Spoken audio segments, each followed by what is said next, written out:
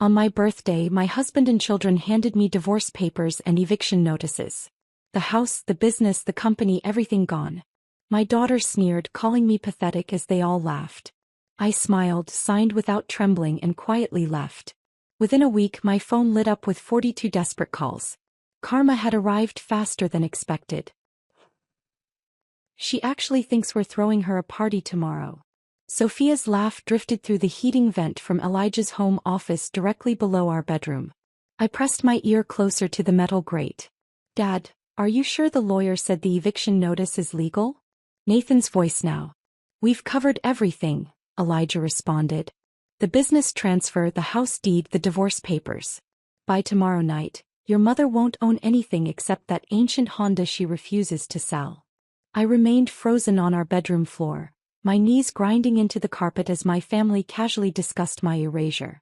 Before we continue, I want to thank you for being here. If you believe family betrayal deserves consequences, please consider subscribing. It's free and helps others find these important stories. Now let's see what I discovered. My hand found the edge of our bed frame, gripping it until my knuckles went white. Through the vent, I heard chairs scraping against Elijah's office floor. Papers rustling. Nathan's voice carried up again, clinical and detached, the way he probably sounded in court. The transfer documents are ironclad. I've structured it so she can't claim coercion. As long as she signs willingly, thinking it's something else, we're protected. And Patricia's ready to move in this weekend? Sophia asked. There was an eagerness in her voice that made my stomach turn. Patricia Lawson. The name had been floating around our social circle for months. A recent widow who'd inherited her husband's construction supply business. Patricia understands the timeline, Elijah said. His voice held a warmth I hadn't heard directed at me in over a year. She's already moved some of her things into the storage unit downtown. Once Abigail is out, we can start fresh. I crawled backward from the vent, my movements silent on the thick carpet I'd chosen specifically for its sound-dampening qualities. Ironic that my decorating choice now allowed me to eavesdrop on my own demise. Standing on shaking legs, I moved to our bedroom window and looked out at the backyard where we'd raised our children. The swing set had been gone for years, replaced by Elijah's workshop, but I could still see the ghost of it in the worn patch of grass that never quite recovered. The conversation below continued, but I'd heard enough. My family had been planning this for months while I kept their lives running smoothly. This morning alone, I'd already reviewed 5 contracts for the construction company, confirmed next week's material deliveries, and balanced the accounts that Nathan was supposedly managing. I walked to our closet and pulled down the small suitcase from the top shelf, the one I used for overnight business trips. My hands moved automatically, folding clothes, selecting items that predated my marriage. The pearl necklace my mother had given me for my high school graduation. The watch I'd bought myself with my first paycheck. The photo album from college before Elijah existed in my world. Downstairs, I heard the office door open. Footsteps dispersed through the house. Elijah's heavy tread moved toward the kitchen. Nathan's lighter steps headed to the front door, probably leaving for his apartment downtown, the one I'd co-signed for when his credit wasn't sufficient. Sophia's heels clicked toward the garage, where her BMW sat, the car we'd given her for completing her master's degree.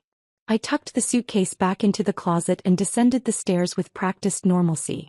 Elijah stood at the kitchen counter, pouring coffee into his favorite mug, the one with the hairline crack that Nathan had given him years ago. He looked up when I entered, and for a moment I saw a flicker of something. Guilt? Anticipation? It passed too quickly to identify. Morning plans? I asked, pulling my own mug from the cabinet. Just some paperwork in the office. He didn't meet my eyes. Tomorrow's a big day. Your birthday. The words sat between us like a loaded gun on the table. 60 years old. I added cream to my coffee, watching it swirl and disappear into the darkness. I suppose that's worth celebrating. We have something special planned. His smile didn't reach his eyes. It hadn't in months, I realized. When had I stopped noticing? The morning stretched ahead with its usual routine, but everything felt different now. I drove to our construction company's warehouse, where Carlos greeted me with his usual worried expression about inventory discrepancies. 3 pallets of premium oak flooring had vanished from our system. 2 shipments of marble had been redirected without authorization. The security cameras had mysteriously malfunctioned on the exact nights these changes occurred. "Mrs. B," Carlos said, lowering his voice, "something's not right here. These aren't accidents or software glitches." I patted his shoulder, this loyal man who'd worked for us since the beginning. "I know, Carlos. Don't worry about it. Just document everything carefully." He nodded, confusion clear on his face. He didn't understand why I wasn't more upset. How could I explain that stolen flooring was the least of my concerns when my entire life was being systematically dismantled by the people I trusted most? The rest of the day passed in a surreal haze. I attended meetings, signed purchase orders, and solved problems as if everything was normal. But underneath, my mind was racing, planning, preparing. Every interaction with Nathan felt like theater. He stopped by the office to discuss the software issues with inventory, his face a mask of professional concern while knowing he'd orchestrated the entire situation. Sophia called to confirm family dinner on Sunday, her voice bright and false. "We'll celebrate your birthday properly then, Mom. Just family like you prefer." I agreed, matching her tone, both of us performing our roles in this elaborate deception. That evening, I stood in the kitchen preparing dinner while Elijah worked in his office below. Through the vent, I could hear him on the phone, probably with Patricia, his voice low and intimate. Tomorrow they planned to serve me with papers at what I was supposed to believe was my birthday celebration. Tomorrow they would watch me sign away everything I'd spent 32 years building. But tonight I stood in my kitchen cooking Elijah's favorite meal one last time, my movements calm and precise. They thought I was oblivious, content in my routine, blind to their machinations. Let them think that. Tomorrow would come soon enough, and with it, surprises they never anticipated. My phone sat on the counter with 3 numbers already programmed in, waiting for tomorrow's aftermath. Margaret Winters, forensic accountant. James Ashford, corporate attorney. Detective Riley Morrison, who still had questions about my business partner's death 8 years ago. I smiled as I plated the dinner, a genuine smile for the first time all day. They thought tomorrow was their carefully orchestrated finale. They had no idea it was actually just the beginning. Morning arrived with Elijah standing at my bedside, holding a steaming cup of coffee and wearing an expression I hadn't seen since Nathan's high school graduation. His hands trembled slightly as he set the mug on my nightstand, the liquid sloshing dangerously close to the rim. "Happy birthday, sweetheart. Wear your blue dress today, the one from our anniversary dinner last year." His voice carried an odd formality, as if reading from a script he'd memorized poorly. "We have something special planned for you downstairs." The blue dress hung in our closet, tags still attached. I'd bought it for our anniversary, but we'd never made it to dinner. Elijah had claimed a construction emergency that night, though I'd later seen the receipt from a downtown restaurant in his jacket pocket. "Table for 2. I slipped into the dress now, its silk fabric cool against my skin, and noticed how Elijah watched me from the doorway, his foot tapping against the hardwood floor in a nervous rhythm I recognized from 32 years of marriage. Walking down our stairs felt different this morning. The usual family photos along the wall seemed to watch my descent with knowing eyes. At the bottom, the living room had been rearranged.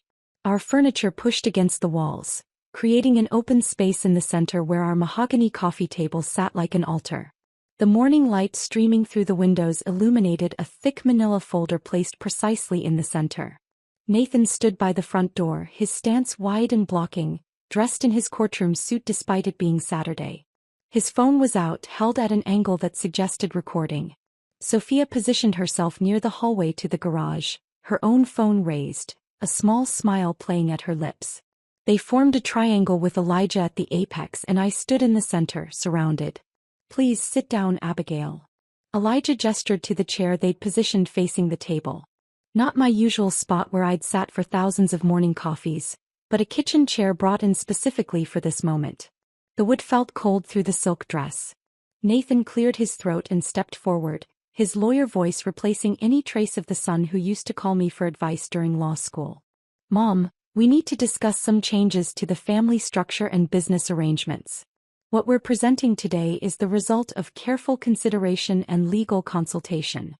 The folder opened under Elijah's fingers, revealing documents marked with yellow tabs indicating signature lines. So many tabs. A lifetime of tabs. Nathan continued speaking, his words flowing with practiced precision while I watched Elijah's hands shake as he spread the papers across the table's surface. The first document is a dissolution of marriage filing.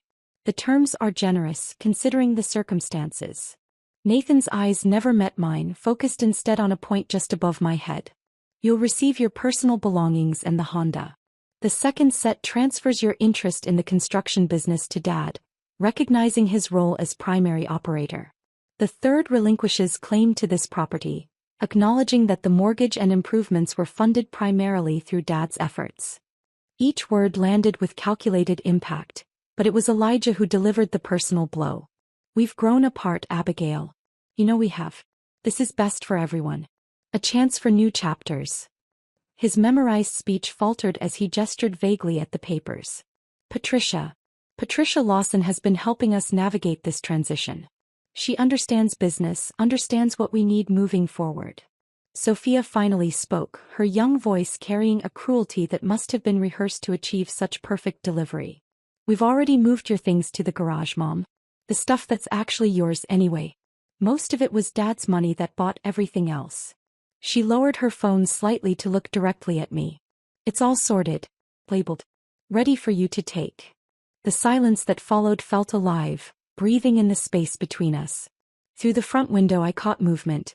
Mrs. Henderson from across the street stood in her garden, pretending to water plants that didn't need watering. Tom Martinez next door had chosen this moment to check his mailbox for the third time this morning. They knew.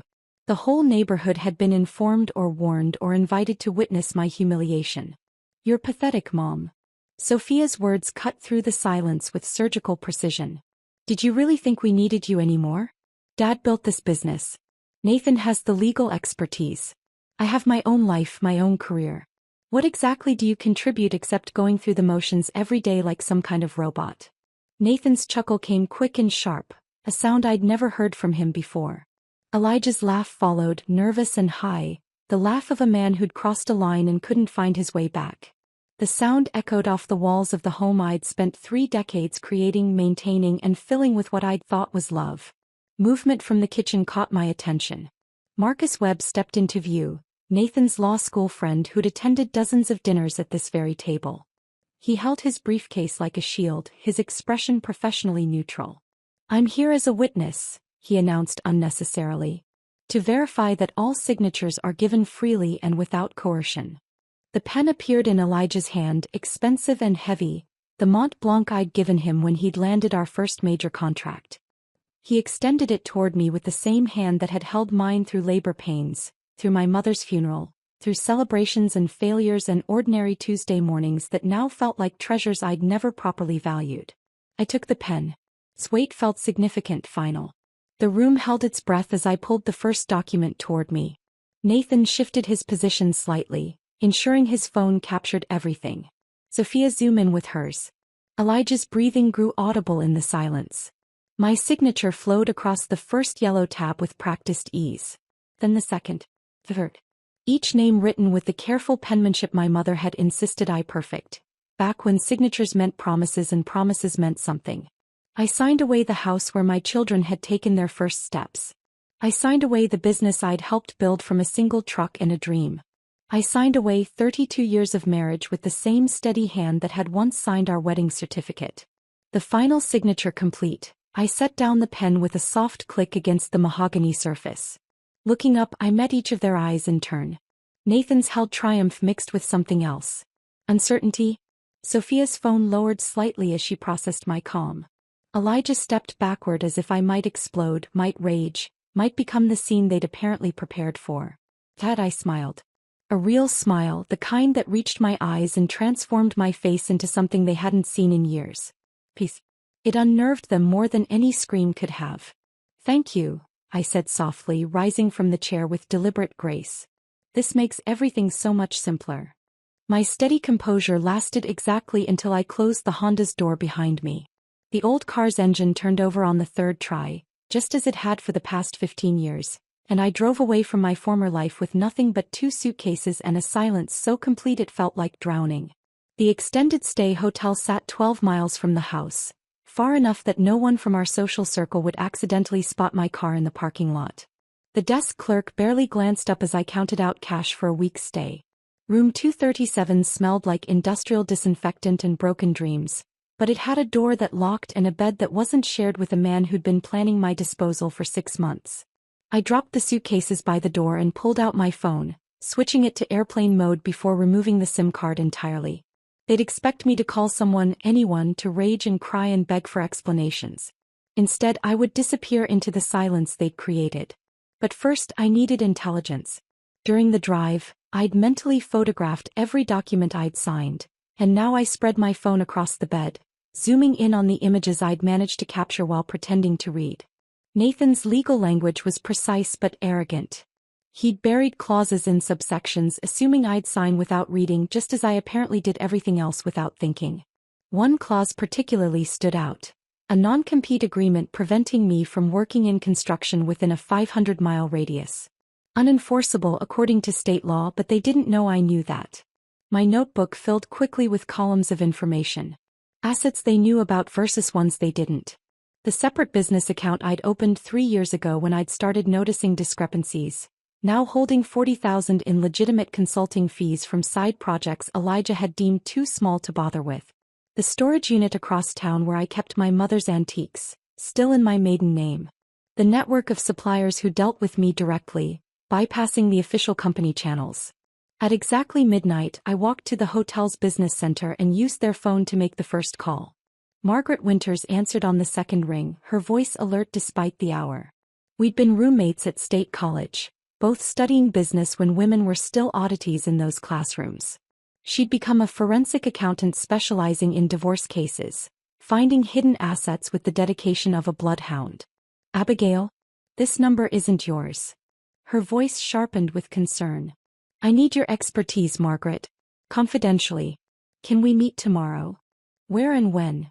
No questions about why I was calling from an unknown number at midnight, no expressions of surprise. Margaret had handled enough ugly divorces to recognize the sound of a woman in crisis. The second call required more delicate handling.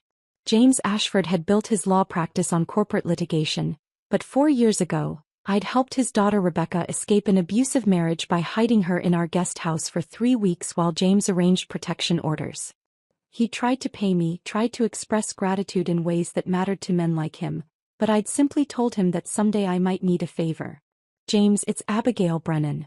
I'm calling in that favor. His pause lasted 3 seconds. I'll clear my morning schedule. My private office entrance, 7 sharp. The third call made my hands shake slightly. Detective Riley Morrison had investigated my business partner Robert Lawson's death 8 years ago. Heart attack at 52, the coroner had ruled, though Robert had just passed a comprehensive physical the month before.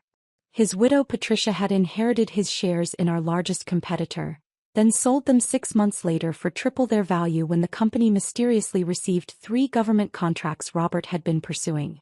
Detective Morrison? This is Abigail Brennan. I have information about Robert Lawson that might interest you. That case has been cold for 8 years, Mrs. Brennan. It won't be cold after you hear what I've learned about Patricia Lawson's previous husband. The one who died 5 years before Robert. The silence stretched long enough that I wondered if he'd hung up. Then, can you come to the precinct tomorrow afternoon? Bring everything you have. By dawn, my phone had accumulated 17 missed calls despite being powered off. The hotel's business center computer showed 53 emails in the new account I'd created. Several were from Carlos, my warehouse manager, each one more urgent than the last. I called him from the hotel phone, knowing he'd be at the warehouse by 5:30, just as he had been every morning for 12 years. Mrs. B, thank God. Everything's going crazy here. Mr. B showed up at 4 this morning with that Lawson woman, had me change all the computer passwords, said you were taking a medical leave. His voice dropped. She was measuring the offices, talking about renovations. Carlos, I need you to do exactly what they tell you, but I also need you to document everything. Every change, every visitor, every unusual order or cancellation. Can you do that without being obvious? You gave me a chance when nobody else would, Mrs. B. I don't forget that. The next 2 hours brought a flood of intelligence. 3 major clients had called Carlos directly, confused about emails from Nathan announcing restructuring and price increases. Two suppliers reported that payment terms had been unilaterally changed from 30 days to 90. The Anderson project foreman mentioned that inferior materials had been delivered that morning, despite the specs clearly stating premium grade. But the most valuable information came from an unexpected source. Nancy Palmer, who ran the coffee shop where Elijah met clients, called the hotel's main line asking for me specifically. Someone had told her I might be staying there.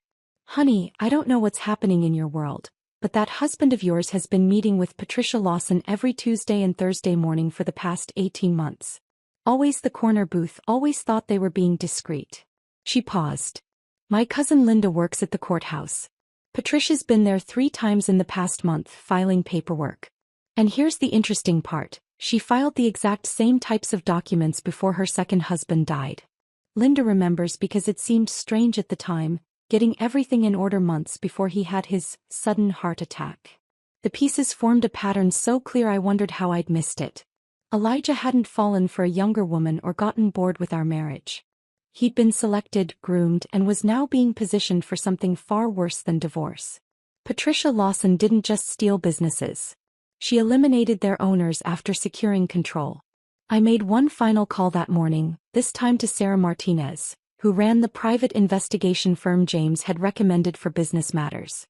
Her rate was expensive but worthwhile, especially when I mentioned Patricia Lawson's name. "That woman's got a reputation," Sarah said carefully. "I'll need a retainer, but I can have preliminary background by tomorrow. Fair warning though, if half of what I've heard is true, you're not dealing with a simple divorce situation. You're dealing with someone who plays for keeps permanently." The hotel room had transformed from a refuge into a command center. Documents spread across the bed, laptop open to business accounts they didn't know existed, phone numbers for allies who would help me navigate the disaster my family had unleashed. They thought they'd won, thought I'd crumble into nothing while they celebrated their freedom. They had no idea what they'd actually done. They'd freed me too. Margaret Winters arrived at the hotel room at 7 the next morning carrying 2 laptops and a box of files that made the desk groan when she set them down. Her expression shifted from professional concern to genuine alarm when she saw the documents I'd photographed spread across the bed, each one marked with sticky notes detailing the hidden clauses and implications. 3 years, she said after 90 minutes of analysis, her fingers flying across calculator keys. "They've been bleeding the company for 3 years, Abigail. The patterns are clear once you know what to look for." She pulled up spreadsheets on her laptop, the numbers forming a story of systematic theft. Funds diverted through fake vendor payments, legitimate expenses inflated by 30% with the excess routed to accounts in the Cayman Islands, construction materials purchased but never delivered, their costs written off as losses. The total made my stomach turn. $1.2 million methodically stolen while I'd been focused on daily operations. "Nathan's digital signature appears on every fraudulent document," Margaret continued, highlighting specific transactions. "He used his law firm's credibility to authorize transfers that would never pass a real audit. And here, look at this." She pointed to a series of equipment sales from 6 months ago. "Your daughter sold 3 excavators and a crane through a third party. The equipment went for half its market value, and the buyer was a shell company that traced back to an art gallery. Her gallery. The gallery Sophia had opened last year, the one we'd celebrated with champagne and proud parent photos. Every opening, every exhibition funded by stolen equipment from the company her grandfather had started with his bare hands and a single truck." Margaret's most damning discovery came from cross-referencing dates. "Patricia Lawson's name appears on signature cards for your business accounts 2 weeks before your birthday. Before the divorce papers were filed. They were so confident you'd sign that they'd already started the transfer process." My phone buzzed with a text from Carlos. "Need to talk. In person. Urgent." I met him at a diner 5 miles from the warehouse, choosing a booth where I could watch the door. Carlos arrived looking haggard, sliding into the seat across from me with movements that suggested he'd been looking over his shoulder. "Mrs. B, I stayed late last night pretending to do inventory. Around 9 your husband showed up with that Lawson woman. They didn't know I was in the upper storage area." He pulled out his phone, swiping to a voice recording app. "I recorded this." The audio was muffled but clear enough. Elijah's voice. "Once the divorce is finalized, we can start liquidating assets more aggressively. Then Patricia, her tone cold and businesslike. The timeline is critical. We need her completely removed from any decision-making position. If she tries to interfere, we'll handle it. I've handled obstacles before. There's more, Carlos whispered. I checked the security system this morning.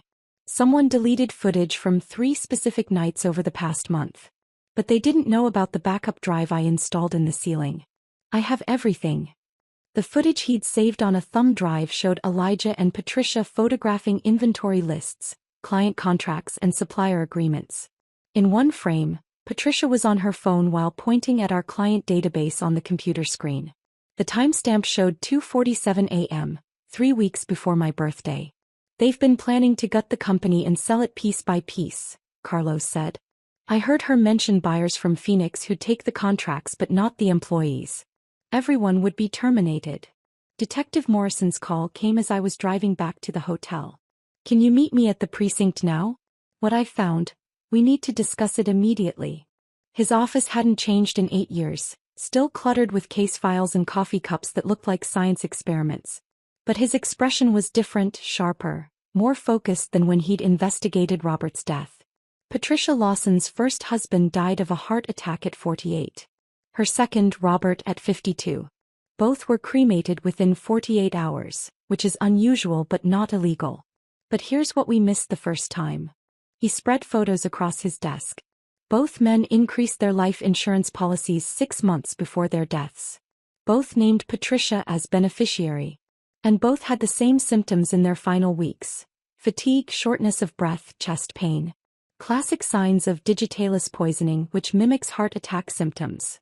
He pulled up another document on his computer. Your husband increased his life insurance policy last month. $2 million. Patricia Lawson is listed as secondary beneficiary after you. But once the divorce is finalized, she becomes primary, I finished. My tech specialist recovered deleted text messages from a phone Patricia thought she'd destroyed. She and your husband discussed permanent solutions and timeline adjustments regarding someone they refer to as the obstacle. Given the context, we believe that's you. The room felt smaller suddenly, the implications crushing. This wasn't just about money or business. Patricia had graduated from financial murder to the actual kind, and Elijah was either complicit or next on her list. My phone rang with a number I didn't recognize. It was Michael Anderson, whose housing development represented 40% of our company's current contracts. Abigail, I'm calling you directly because something's not right. Nathan missed our meeting yesterday, then sent junior materials to my site that weren't even close to spec. My foreman had to refuse delivery. The substandard lumber could have caused a catastrophic failure. His voice hardened. I also heard you're no longer with the company. Is that true? It's complicated, Michael. Then uncomplicate it.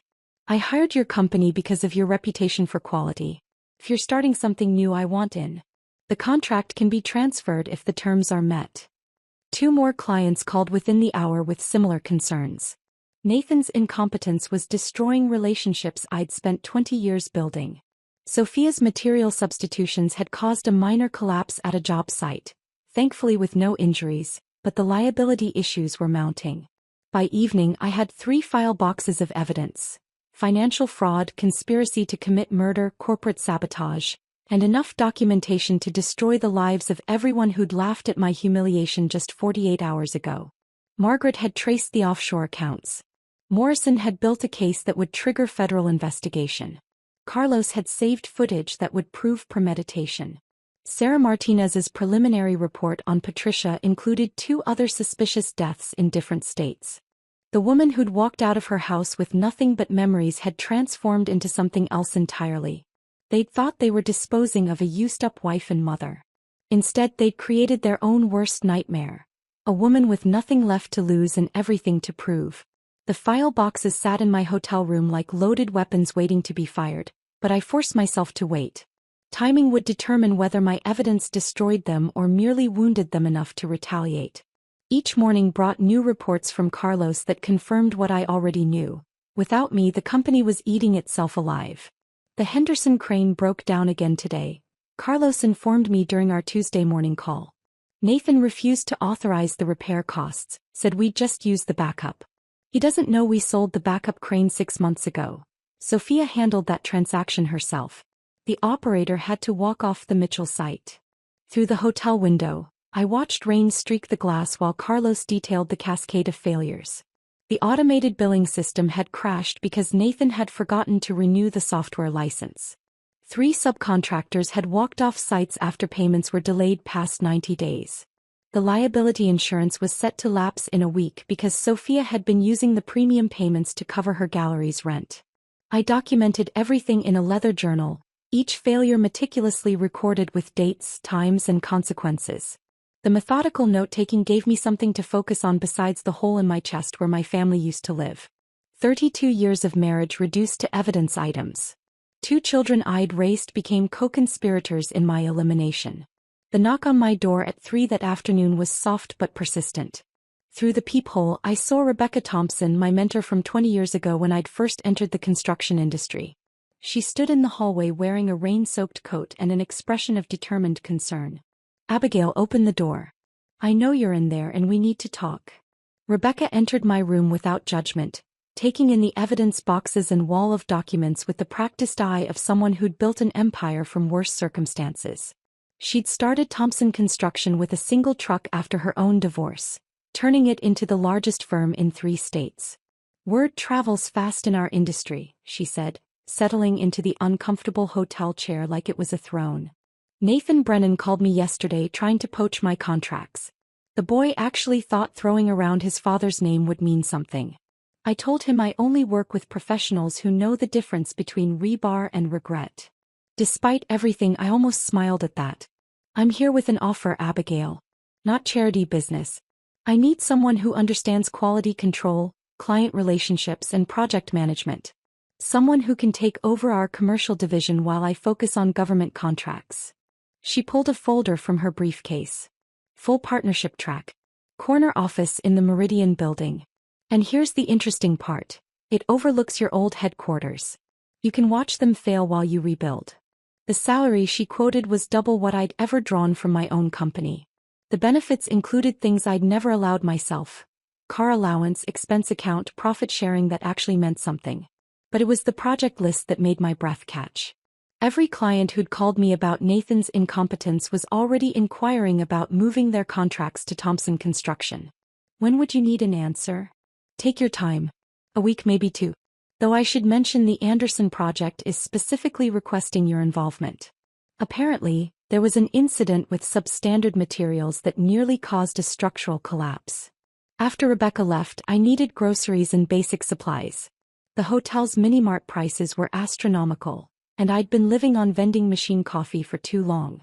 The supermarket on Riverside Drive was far enough from our usual haunts that I felt safe from unexpected encounters. I was comparing pasta prices when a hand grabbed my upper arm. Elijah stood there, his face haggard, his usually perfect hair unkempt. The confident man who'd orchestrated my removal looked desperate, smaller somehow. "Abigail, we need to talk. You don't understand what's happening. Patricia, she's not what I thought." Movement outside caught my eye. Patricia Lawson sat in her Mercedes, engine running, watching us through the store's glass front. The man in her passenger seat was unfamiliar, thick-necked and alert, his eyes tracking our interaction with professional interest. "Let go of my arm, Elijah." My voice carried enough volume that nearby shoppers turned to look. "Please, just 5 minutes. You're in danger. We're both in danger. She's done this before." I pulled free and walked quickly toward the coffee shop next door, pulling out my phone as I moved. The coffee shop was crowded, full of witnesses, and had a rear exit through the kitchen if needed. Detective Morrison answered immediately. "Patricia Lawson is at Riverside Market with an unknown male, possibly armed. Elijah just approached me, seems panicked. Stay in public spaces. I'm sending a unit now." Through the coffee shop window, I watched Elijah exit the store and approach Patricia's car. She rolled down the window and even from distance, I could see her expression shift from charming to vicious. Elijah stepped back, his hands raised defensively. The unknown man got out of the car, moving toward Elijah with deliberate intimidation. Then police sirens wailed in the distance, and both Patricia and her companion quickly returned to the Mercedes and drove away. Morrison called back an hour later. "We missed them, but we ran the plates on her car. She was at the university library this morning, accessing medical journals. Specifically, articles about plant-based toxins that mimic cardiac symptoms. She's escalating. That night, I sat surrounded by 12 manila envelopes, each one labeled with a different destination. The IRS would receive documentation of tax fraud. The state attorney general would get evidence of embezzlement. The construction board would learn about safety violations and substandard materials. Patricia Lawson's insurance companies would discover interesting patterns in her beneficiary history. But the masterpiece was the package for Channel 7's investigative reporter, Dana Chen, who'd been looking for a story about corporate corruption. I included enough evidence to launch an investigation but held back the most damaging revelations. Those would come later, timed perfectly with Elijah's attempt to file mental incompetency claims against me.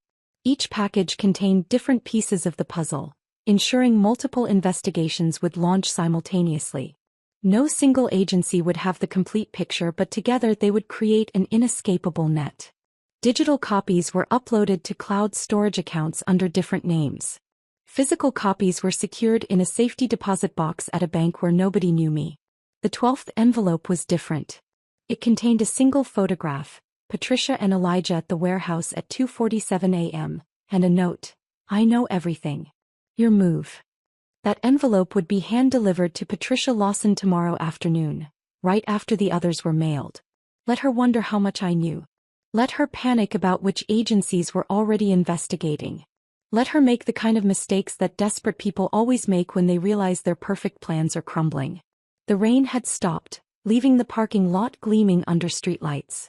Somewhere across town, my family was probably sleeping peacefully in beds I'd chosen, in rooms I'd decorated, confident in their victory. Dawn on day 12 arrived with me standing at a postal service counter, watching the clerk process 11 certified mail packages.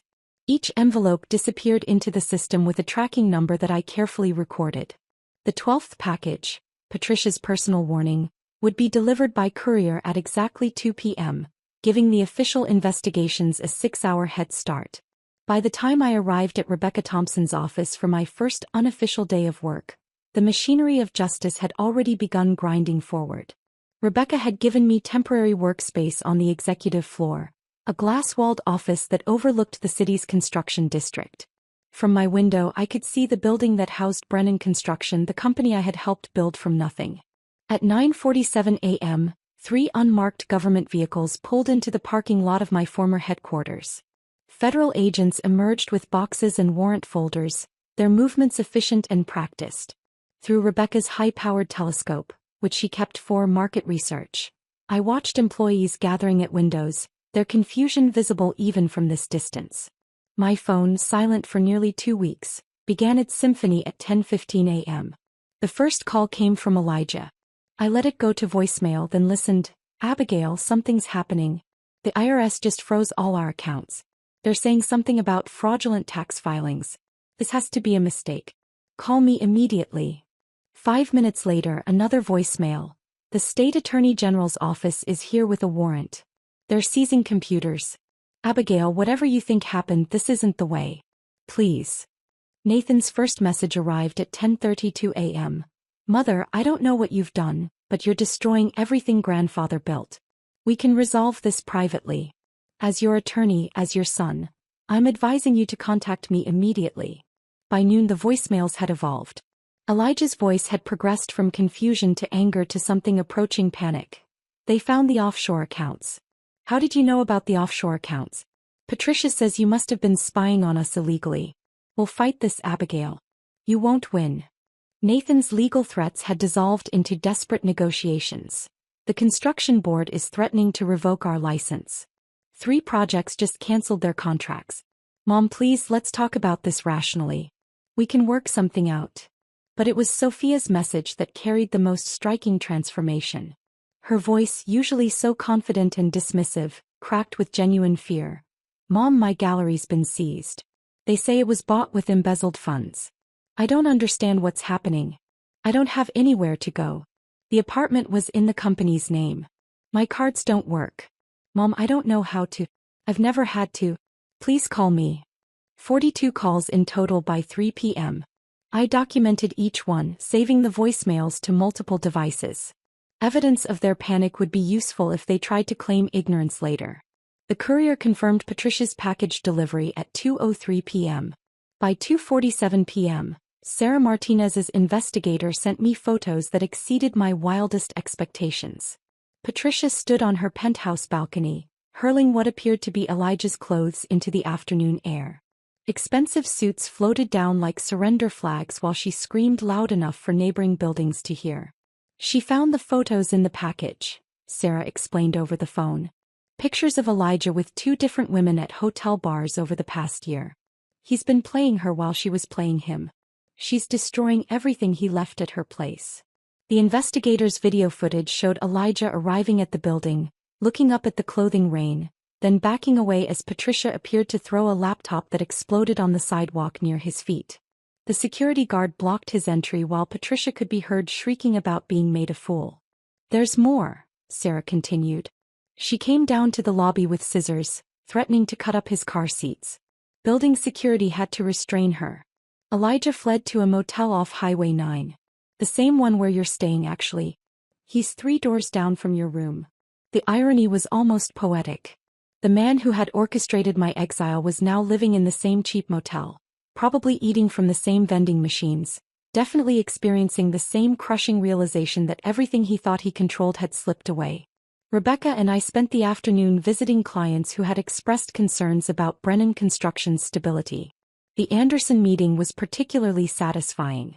Michael Anderson himself greeted us in his office, where architectural plans for his development covered every surface. "Abigail, I'm glad you're here. I received a call from Nathan Brennan this morning, threatening legal action if I break our contract." 20 minutes later, the news broke about federal investigations into the company. "I want Thompson Construction to take over immediately, with you personally overseeing the project." We visited 6 clients that day. Every one of them signed transfer agreements moving their contracts to Thompson Construction. The combined value exceeded $8 million, more than Brennan Construction's entire annual revenue from the previous year. Carlos called as we returned to the office. "Mrs. B, it's chaos here. 17 workers have already quit. The rest are updating resumes. Nathan tried to run a safety meeting but didn't know the basic protocols.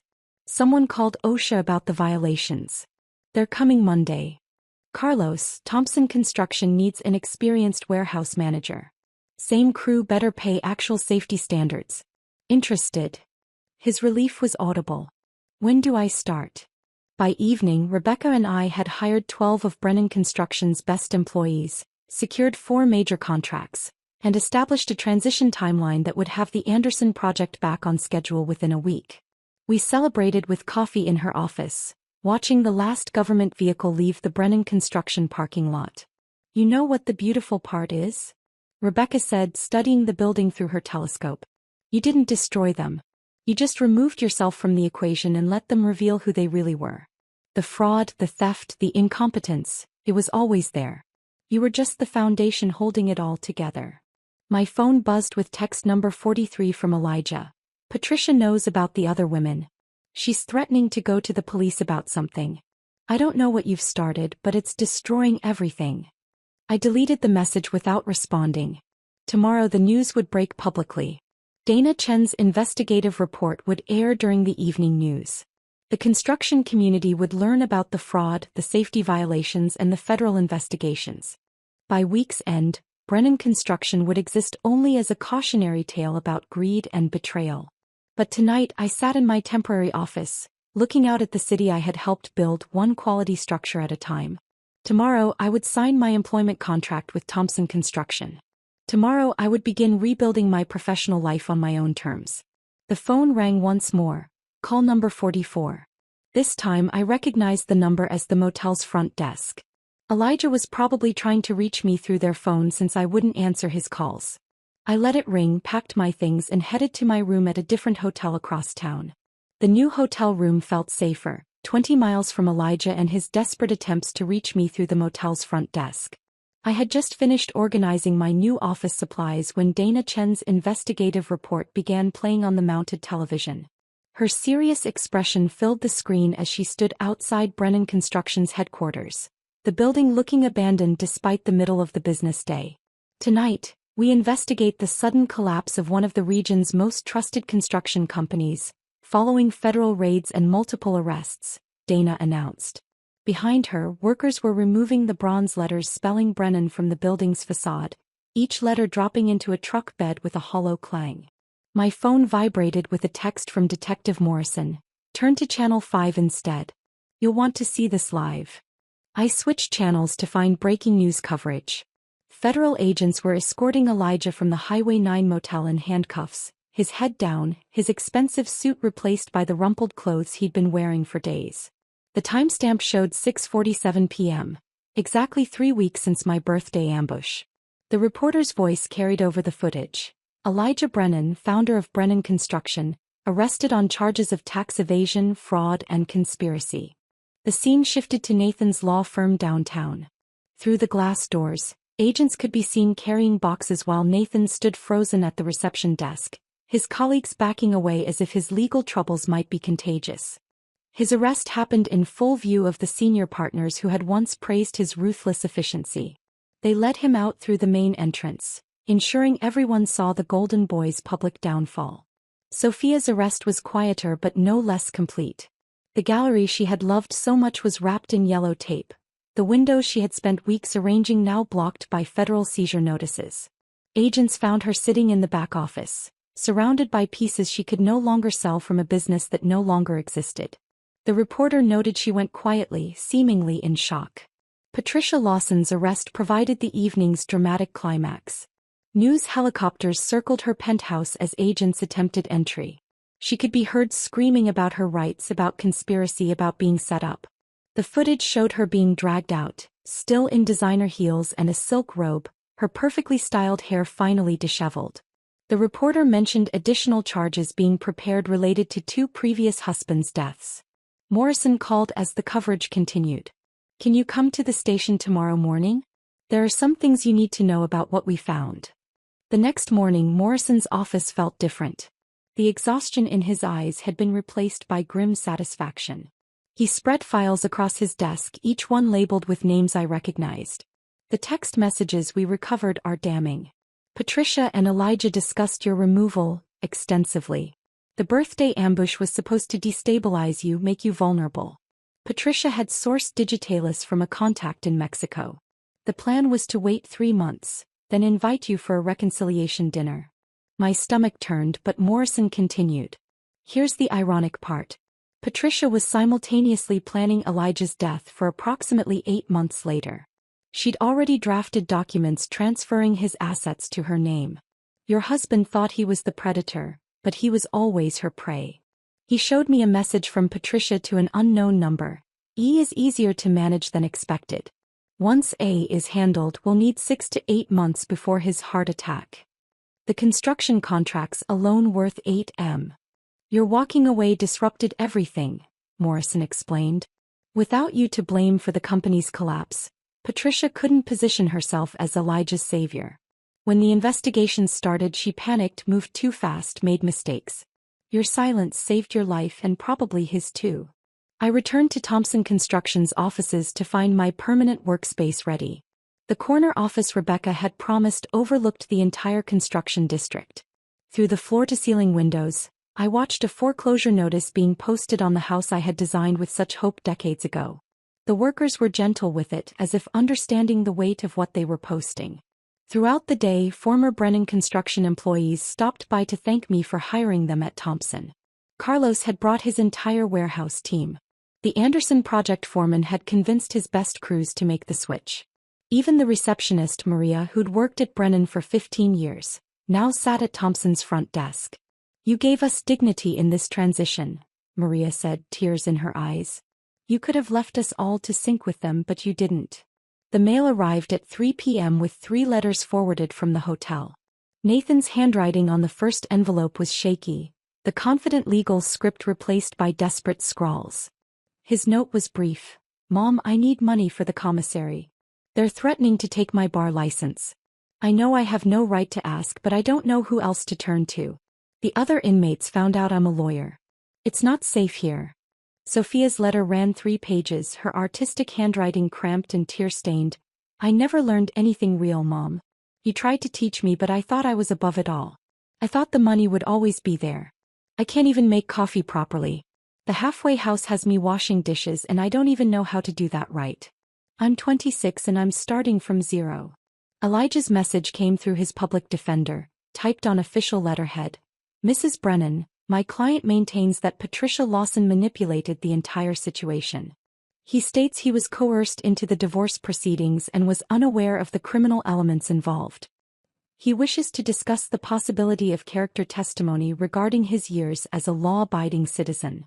I created a new folder in my filing cabinet, labeling it birthday gifts in permanent marker. Each letter went inside not out of cruelty but as evidence of consequences. They had given me divorce papers for my 60th birthday. The universe had returned the favor with arrest warrants for theirs. That evening I stood in my new office as the sun set over the city. The Brennan construction sign was completely gone now, leaving only ghost letters on the building's facade where decades of weather had left their mark. Tomorrow, demolition would begin on the interior, stripping it bare for new tenants. Rebecca joined me at the window, handing me a cup of tea. Any regrets? I thought about the question, watching the last light fade from my former life. They taught me something valuable. Sometimes the best revenge isn't destroying those who hurt you. It's stepping back and letting them destroy themselves while you build something better from their ashes. The local news played on the office television, showing footage of the 4 arrests again. The reporter mentioned that additional charges were being filed daily as more evidence surfaced. The Construction Industry Board had permanently revoked Brennan Construction's license. The IRS had seized all assets pending investigation. Patricia Lawson was being investigated for 2 additional suspicious deaths in other states. Justice had arrived exactly 3 weeks after my birthday, wearing handcuffs and carrying federal warrants. 6 months had transformed everything except the sunrise. I stood at the window of my new apartment, watching the same sun paint the same sky, but everything it illuminated had changed. The coffee in my hand came from a machine I had chosen, brewed exactly how I preferred it without considering anyone else's taste. The mug, a handmade ceramic piece from a local artist, had no history, no memory, no ghost of better times haunting its rim. The apartment itself was smaller than the house, but every square foot belonged entirely to me. The furniture told no stories of compromise. The leather reading chair by the window had caught my eye at an estate sale, and I bought it without asking permission or checking joint accounts. The dining table seated 4 instead of 8, made from reclaimed pine by a craftsman who understood that imperfections could be beautiful. Above it hung photographs from the past 6 months. Carlos and his family at a barbecue, Rebecca and me signing contracts. The Anderson Project's completion ceremony where Michael Anderson had publicly credited me with saving his development. My phone rang with Margaret Winters calling to confirm lunch plans. She had become a regular presence in my new life, our college friendship rekindled by crisis and strengthened by survival. We met weekly now, 2 women who had learned that starting over at 60 was not a consolation prize but an unexpected gift. The partnership ceremony at Thompson Construction was scheduled for that afternoon. Rebecca had insisted on making it formal, inviting clients and industry leaders to witness the transition from employee to equal partner. The documents were already signed. I had learned to read every word now. But Rebecca understood the value of public recognition. The conference room filled with people who had watched my public humiliation and private rebuilding. Michael Anderson arrived early, bringing his wife who pulled me aside to whisper her admiration. 3 other major clients attended, each one having transferred their contracts from Brennan to Thompson specifically because of my involvement. The construction inspector who had flagged Nathan's safety violations shook my hand with genuine respect. Rebecca stood at the podium, her voice carrying across the room with practiced authority. 6 months ago this company gained something invaluable: integrity in human form. Abigail Brennan rebuilt herself and our commercial division simultaneously, securing $8 million in new contracts while maintaining a perfect safety record. Today she becomes my equal partner in Thompson Construction, though she has always been my equal in every way that matters. The applause felt different from any recognition I had received before. This was earned entirely by my own efforts, not reflected glory from a husband's success or children's achievements. The champagne tasted sweeter because I had paid for it myself. That evening a letter arrived at my office. Federal Bureau of Prisons official seal, Elijah's prisoner number in the corner. Inside, a visitation request form with a handwritten note. Please. One conversation before my transfer. There are things you need to know about the children. I held the paper for a long moment, feeling its weight. The man who had orchestrated my disposal was invoking our children to manipulate me one last time. But curiosity won. 3 days later, I sat in a federal detention center's visiting room, watching them bring in someone who looked like Elijah, aged 10 years. His orange jumpsuit hung loose on a frame that had lost 30 pounds. The confident posture had been replaced by a defensive hunch. When he sat across from me, separated by reinforced glass, his hands shook as he picked up the phone. "You look well," he said, his voice hollow through the receiver. I said nothing, waiting. "They're struggling. Nathan and Sophia. The public defender says Nathan might get 18 months minimum security if he cooperates fully. Sophia's in a halfway house learning job skills." He paused, studying my face for sympathy that wasn't there. "There are children, Abigail. They stopped being my children when they laughed at my pain." His face crumpled slightly. "I need money for the commissary. And a lawyer, a real one. Patricia's team is trying to pin everything on me, making me the mastermind when she was pulling the strings all along. You made your choices, Elijah. Every signature, every lie, every secret meeting with Patricia. Those were all choices. I loved you once," he said desperately. "Doesn't 32 years count for anything?" It counted for everything. That's why the betrayal was so complete. I stood to leave. "Abigail, please." His voice cracked through the phone. "I'm being transferred to federal prison in Arizona. 5 years minimum. I'll die in there." I hung up the phone and walked away, his muffled shouts following me through the reinforced glass. The desperation in his voice was the same tone I had carried in my chest that morning they ambushed me. Now it was his burden to bear. A week later, another unexpected letter arrived. This one from Jennifer, Nathan's ex-wife, whom he had divorced 2 years ago, claiming she lacked ambition. She was struggling, she wrote, trying to restart her life after Nathan had hidden assets during their divorce. She had heard about my new position and wondered if Thompson Construction had any entry-level positions. I hired her as an administrative assistant. She arrived that first morning nervous but determined, grateful for the chance Nathan had never given her. Watching her slowly find her confidence over the following weeks felt like balance being restored to the universe. The news eventually stopped covering the Brennan construction scandal. Elijah got 7 years. Patricia got life without parole after they connected her to 4 murders across 3 states. Nathan received 2 years and permanent disbarment. Sophia got probation and community service, though the halfway house reported she was finally learning basic life skills. I kept their letters in the folder marked birthday gifts, occasionally reading them to remind myself how far I had traveled from that morning of orchestrated cruelty. They had given me divorce papers and eviction notices, thinking they were ending my story. Instead, they had freed me to write a better one.